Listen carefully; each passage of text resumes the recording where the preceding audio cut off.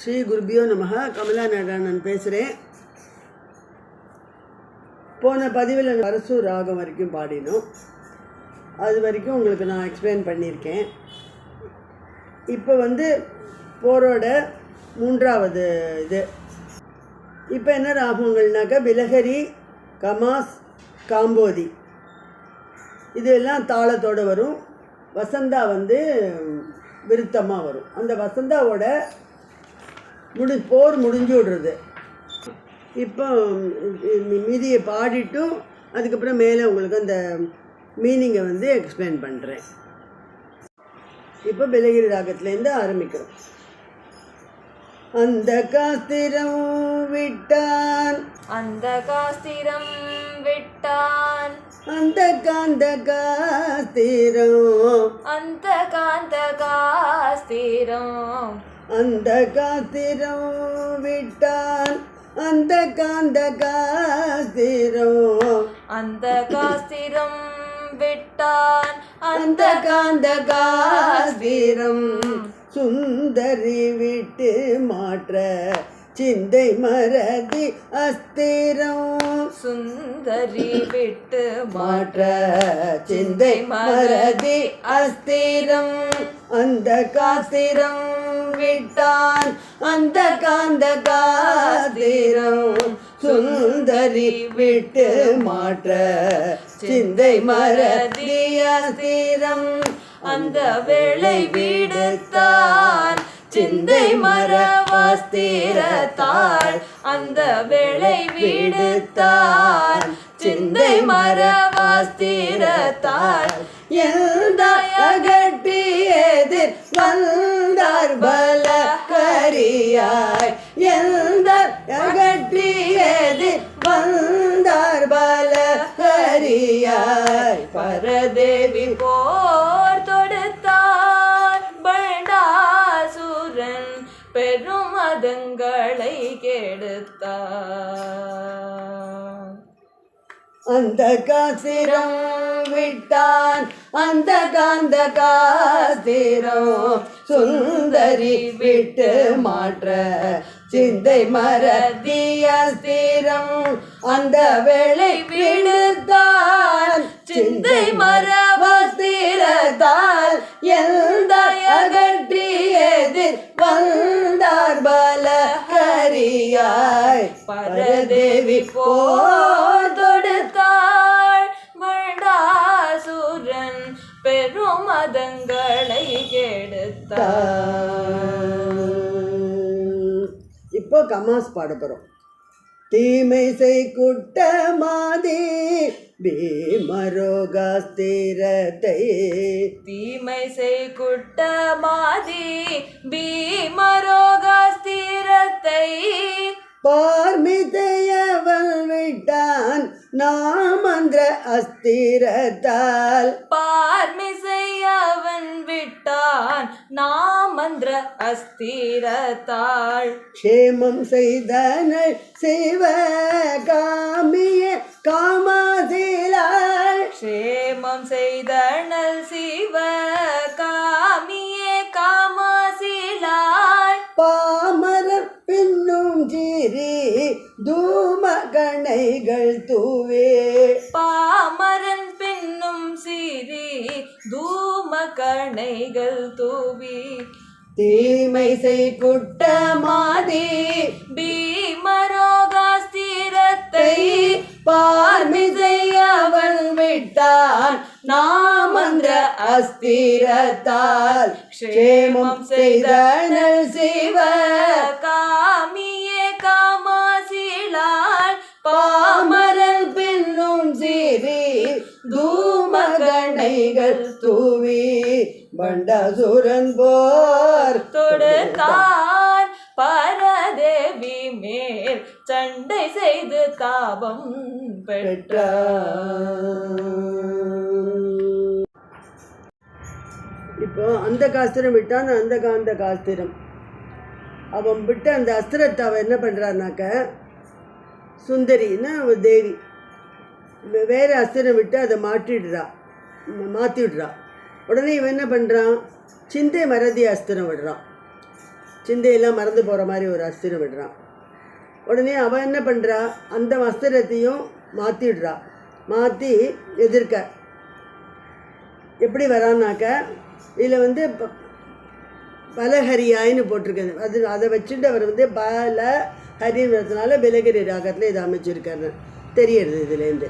இப்போது பலகரியாயின்னு போட்டிருக்கு.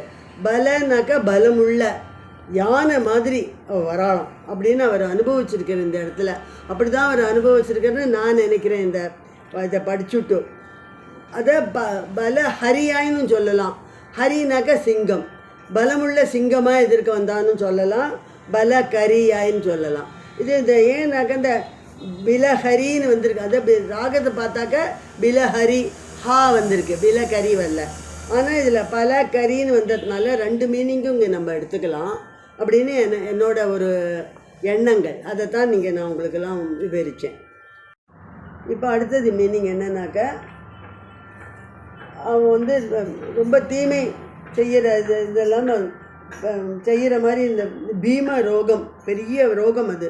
அந்த ரோகத்துக்கு பீம ரோகம்னு நினைக்கிறேன் நான். அதனால் பீம ரோகாஸ்திரம் விடுறான். ரொம்ப தீமை செய்யும் அந்த ரோகம். அதை வந்து க்ஷேமமாக மாற்றிவிட்றா தேவி.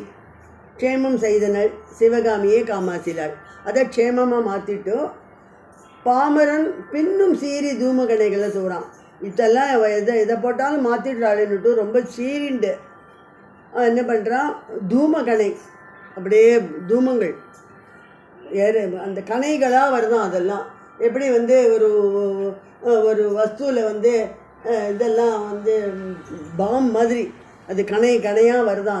அதை வந்து தூவறான் பண்டாசுரன்னு இந்த கமாஸ் ராகத் மீனிங் வருது. அதுக்கு அடுத்ததில் தான் காம்போதி வருது.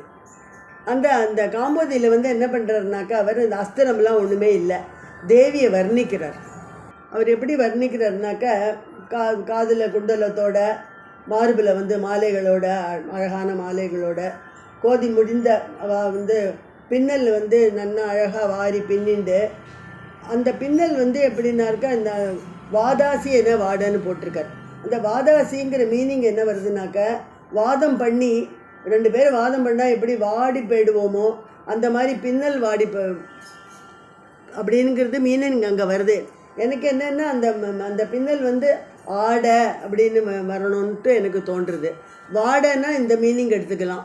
அந்த மாதிரி பின்னல் கூட அவளுக்கு வாடி போயிட்டுங்கிற வாடி போய்டுறது மாதிரி எடுத்துக்கலாம்.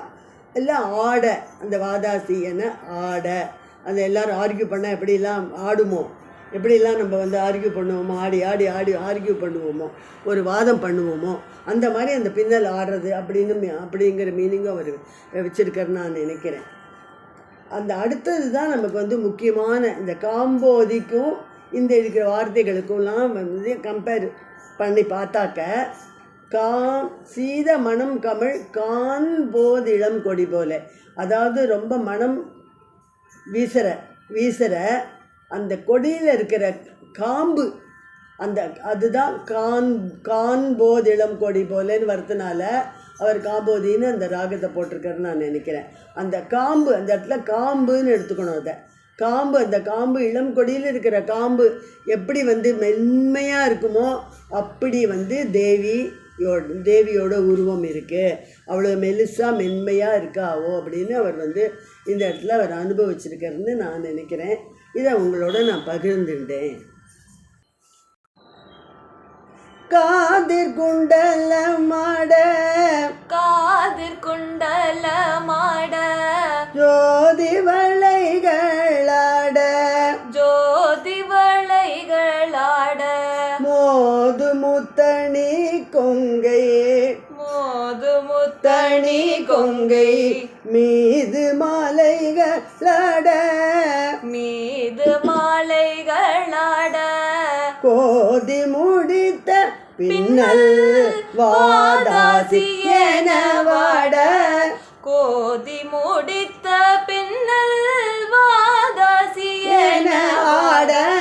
ஆடன்னு போட்டுக்கணும். இல்லைன்னா அதில் வாடன்னு வந்திருக்கு. ஆனால் அந்த 2 மீனிங்கும் எடுத்துக்கலாம். இல்லை ஆடன்னு போட்டுக்கலாம். பின்னல் அப்படி ஆடுறது அப்படின்னு நம்ம போட்டுக்கலாம்.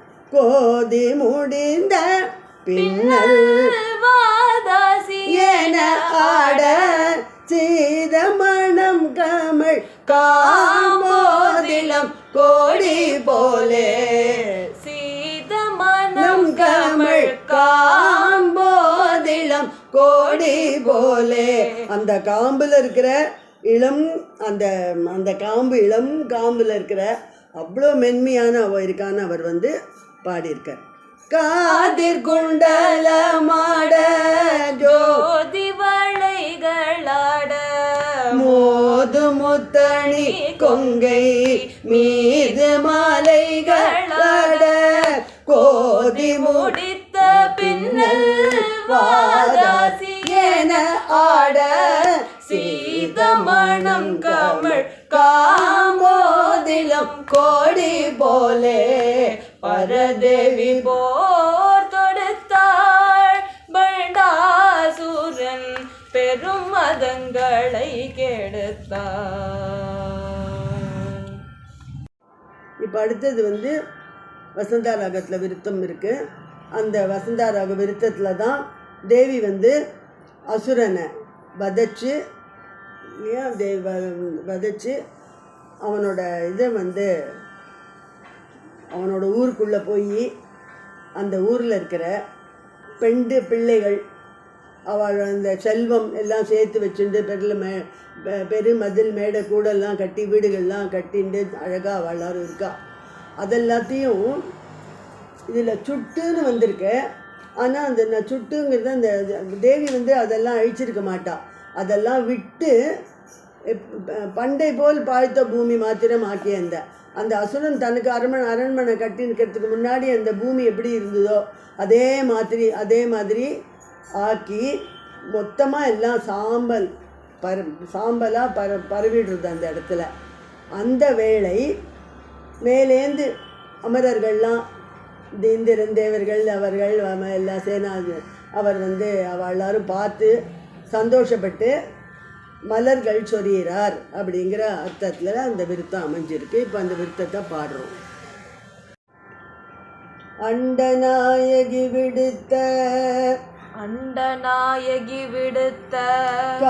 காமேசாஸ்திரம் சென்று அசுரநாதனை எரித்து அவ்வழி அவன் நகர் புகுந்து பெண்டு பிள்ளைகளோடங்கு பேருற்ற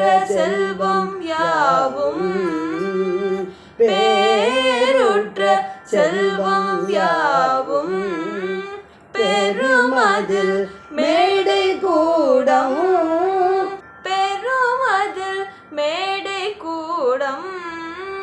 வீடுகள் அனைத்தும்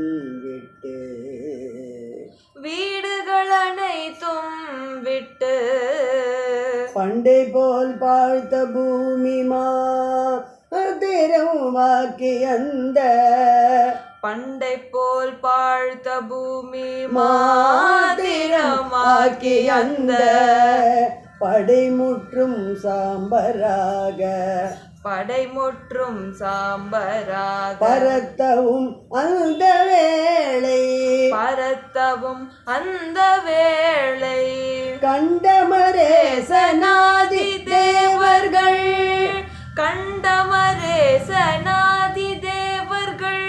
விண்ணிறைத்து கனமலர் சொரிந்தார் விண்ணிறைத்து கனமலர் சொரிந்தார் மாதர் கான நிர்தனோ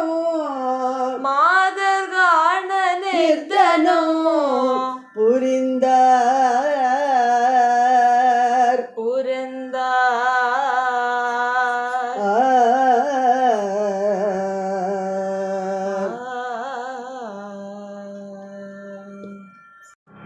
அண்டநாயகி விடுத்த காமேசர் அஸ்திரம் சென்று அசுரநாதனை எரித்து அவ்வழி அவன் நகர் புகுந்து பெண்டு பிள்ளைகளோடங்கு பேருற்ற செல்வம் யாவும் பெருமதில் மேடை கூடம் வீடுகள் அனைத்தும் விட்டு பண்டை போல் பாழ்த்த பூமி மாத்திரமாக்கி அந்த படைமுற்றும் சாம்பராக பரத்தவும் அந்த வேளை கண்டமரேசனாதி தேவர்கள் விண்ணிறைத்து கணமலர் சொரிந்தார் மாதர் காணரித்தனோ புரிந்தார்.